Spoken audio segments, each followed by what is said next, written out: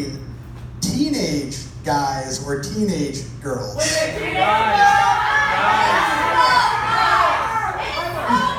Guys.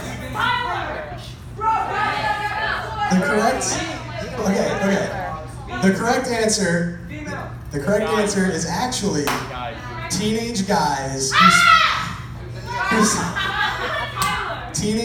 who spend an average of 8 hours per day on their looking at a screen. Okay, last question.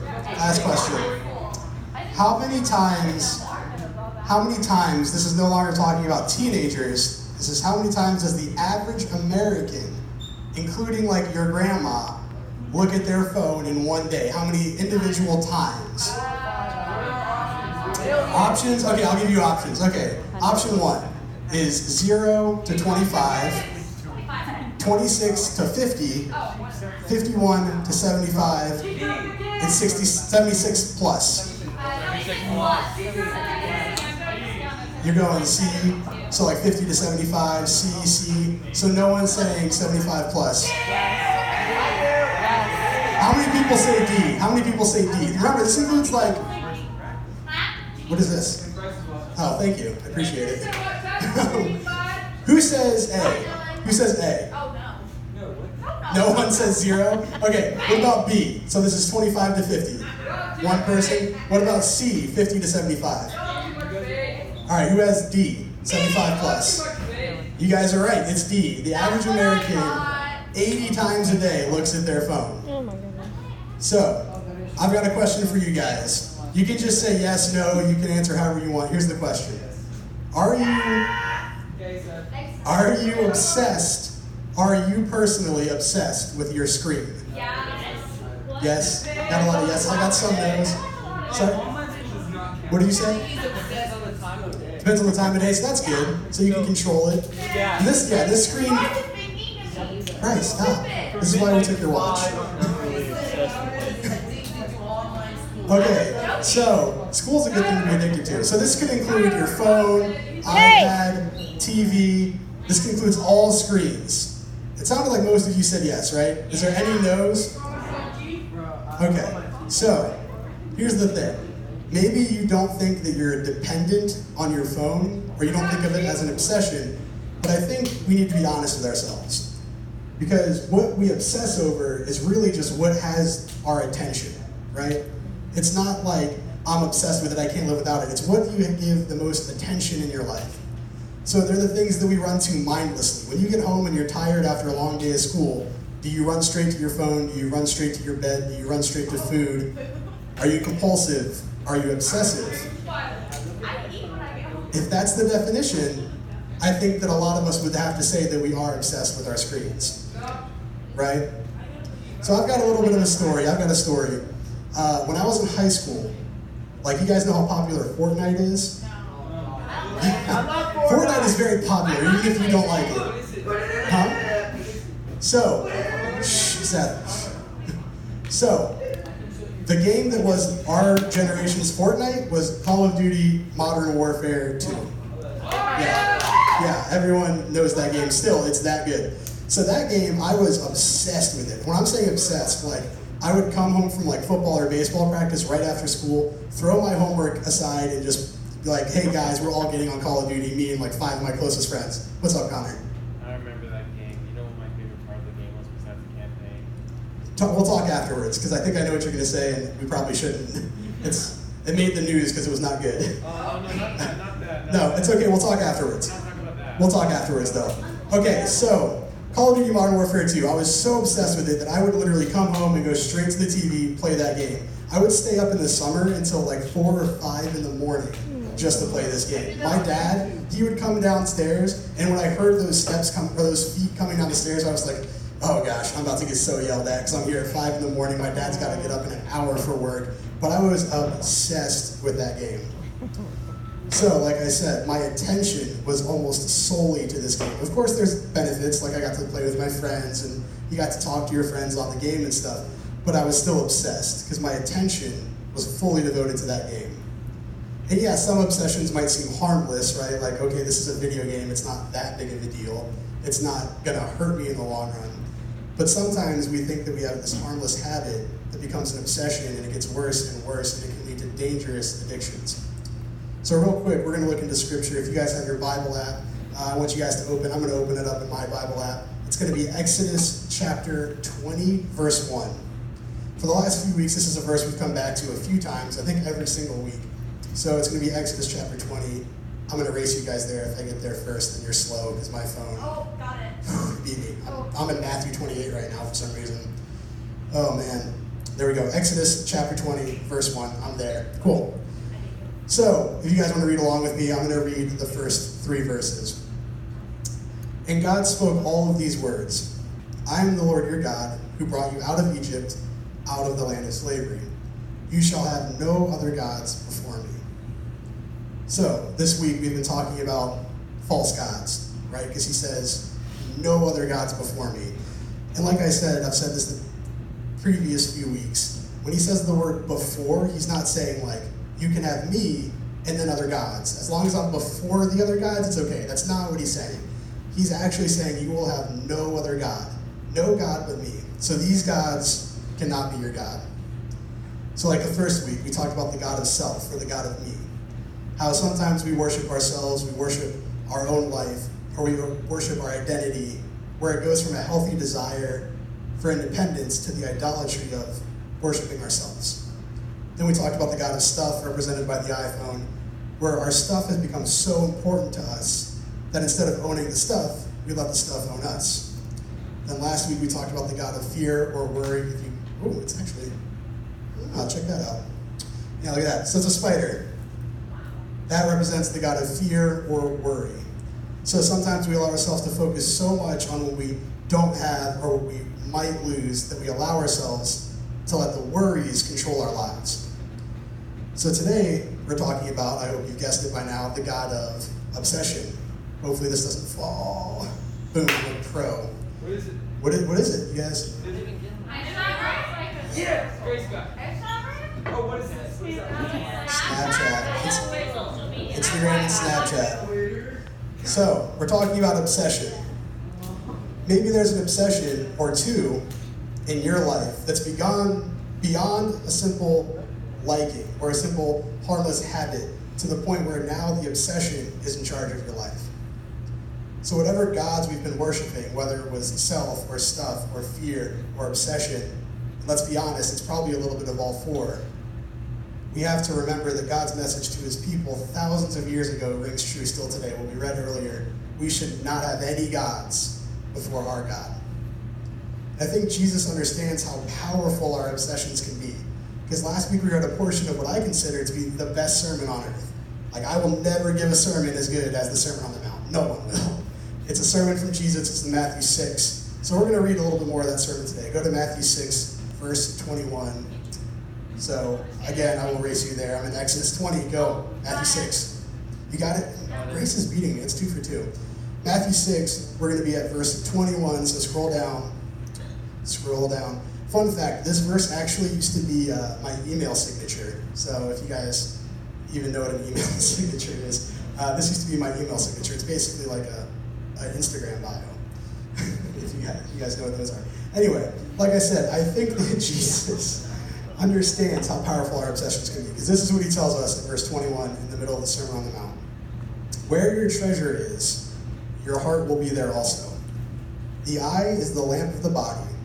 If the eyes are unhealthy, your whole body, if your eyes are healthy, your whole body will be full of light. But if your eyes are unhealthy, your whole body will be full of darkness. If then the light within you is darkness, how great is that darkness? Has anyone ever sang this as a in children's church? This children's song, it goes, be careful little eyes, what you see, be careful little hands, what you hear. Oh. Yes. That's sometimes what I think of. How does it, you guys gonna keep going? That's what I think of when I read these verses sometimes. Because he's telling us, be careful what you focus on. Be careful what you let into your life. Wherever your eyes go, your body will follow. If my eyes, how many of you guys played? I know we had a few baseball players. Has anyone at least played baseball at least once? A little bit? Okay, so for those of you who don't play baseball, There's something the coaches always tell you for when you throw and when you hit. When you throw, they can tell you where you look, that's where your ball's going to go. If I'm looking in the right direction and I throw the ball's going to go that way. Or same thing if I'm hitting and my eyes, not on the ball. You guys have heard that saying. If my eye's not on the ball, I'm not going to hit it. If I'm looking that way, because I'm like, whoop, I'm not hitting that ball. But he says, where your eyes go, your entire body will follow. And where your treasure is, that's where your heart is. If your treasure is in one of these things, that's what has your heart. So we've been talking a lot about focus. I want to ask you guys a few questions. What have you been focusing on lately? What have you been looking at? What have you been thinking about? What have you been listening to? What do you invest an unhealthy amount of time doing? I'm not asking you these questions because I want you guys to feel ashamed. I'm asking these questions because I want you to be self-aware. Because we can't fix what we're not aware of. So what we focus on has the ability to influence the direction of our entire bodies and our entire mind. And that's a really big deal. So whether it's video games, social media, or harder stuff like alcohol and drugs, or maybe just your phone or food or that person you really like, or anything else, here's the point. Our biggest, most destructive obsessions always start somewhere small. But with time and continued attention, they grow and they grow and they grow. It's like we talked about last week. What you give your focus to, what you give your attention to, grows. If you give attention to fear, your fear will grow. If you give attention to your obsessions will get worse. So we might think we're the boss of our own actions, but when we begin to focus large amounts of time and attention on something, it can quickly become an obsession. And when that something becomes an obsession, we're not in charge anymore. The obsession is in charge. So if you guys want to get a head start, we're going to be in 1 Corinthians chapter 10 real quick. But before we get there was a guy who wrote 1 Corinthians. His name was Paul. He wrote most of the New Testament, so he's a pretty good guy. But go to 1 Corinthians chapter 10. 1 Corinthians 10 will be at verse 23. But he was incredibly smart. He was influential. He had, he was passionate about following Jesus and spreading the good news of Jesus all over the world. And throughout his ministry, he wrote a lot of letters. He wrote a lot of letters to believers all over the world and to members of the early church. He sent these letters to encourage them, to guide them, and to teach them as they learned to follow Jesus. So one of the things that Paul really likes talking about, wait for it, it's going to remind you of the first song we sang, it's freedom. He loved to talk about freedom. He wanted the followers of Jesus to understand that they were free from the old laws that the Judaism held in the Old Testament. They were free from those laws. They didn't need to do anything special to earn God's love or to join Jesus. Jesus came to give us freedom, and that's good news. But Paul also had to learn or help these early Jesus followers realize that just because you can do certain things doesn't mean that you should do them. So this verse, we're just going to read this singular verse, 1 Corinthians chapter 10, verse 1, and it says this. I have the right to do anything, you say, but not everything is beneficial.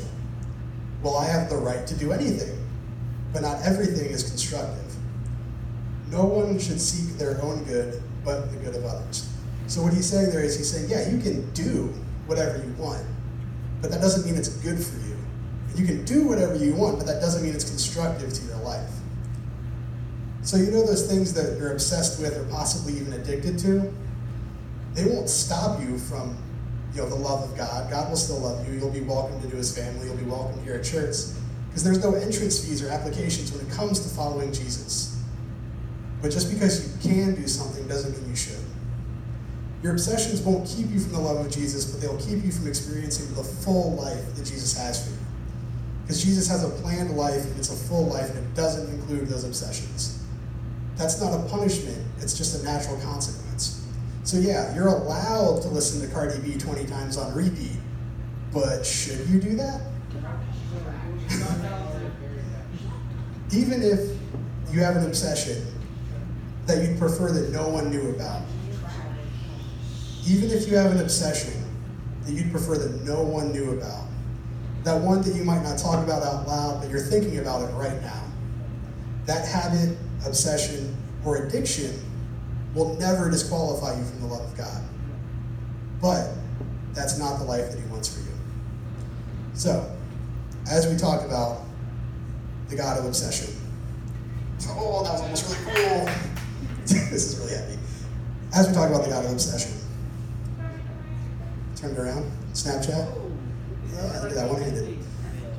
What do you do if you fear that you've been worshiping the God of obsession? It can be more than Snapchat and Instagram. What do you do? How do you know you've been even worshiping the God of obsession? And how do you defeat it? The way we defeat the God of obsession, it's okay, it's right in the middle. Center focus. We're focusing on it tonight. We defeat the God of obsession when we shift our attention, when we shift our focus. It's that simple, but it's just that difficult. If you want to defeat your obsession, you have to shift your attention to Jesus. You're shifting your attention away from your obsessions. So what does that mean? There's an image on the screen real quick. Seth, we're going to show that image real quick. There's an image on the screen that kind of shows this idea pretty perfectly. What's the first thing you guys see? A cat. A cat. Most of you said a cat. Oh, a You mouse. saw a mouse. Okay. So the first thing you're supposed to see, Some weird, creepy stuff. the first thing you're supposed to see is a cat. But then once you focus, once you put your attention on the white part, you see a mouse. So maybe It's a blind mouse. Maybe at first you saw a cat or a mouse, whatever it was. You saw one thing first. But if you shift your attention, if you either focus on the smaller part or you focus on the big picture, you see something different than what you saw originally. All right, you can just go back to the title slide. Here's the thing. If your obsessions have become the boss of you, you can still be the boss of your own attention.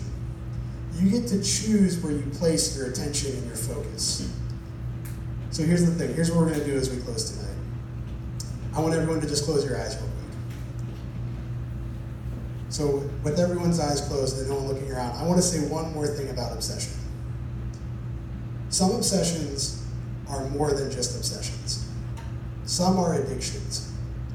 If your obsession is hurting you, hurting others, or you've tried and tried and tried to defeat it, and you can't, ask for help. We're here with you, we're here for you, and we're here to help you.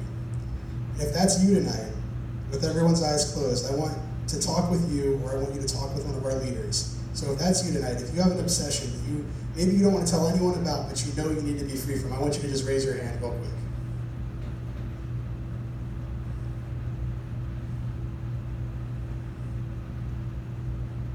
I'm going to give you guys a few more minutes. If you want to raise your hand, not minutes, it's a few seconds. Again, if your obsession is hurting you or others, or you just can't defeat it, raise your hand, and we'll make sure that you can talk to someone tonight. Thank you all for your courage. So as we close, we're going to practice shifting our attention, because that's how we defeat obsession. We're going to practice shifting the attention. Right now, I want to challenge you to join me as we pray. But don't just listen or let your mind wander, or wherever it goes. Be fully present. Focus on the words I'm saying, or say your own. Let's shift our attention away from ourselves, from our surroundings, and from our obsessions, and shift it towards God. Join me as we pray. Dear Heavenly Father, I thank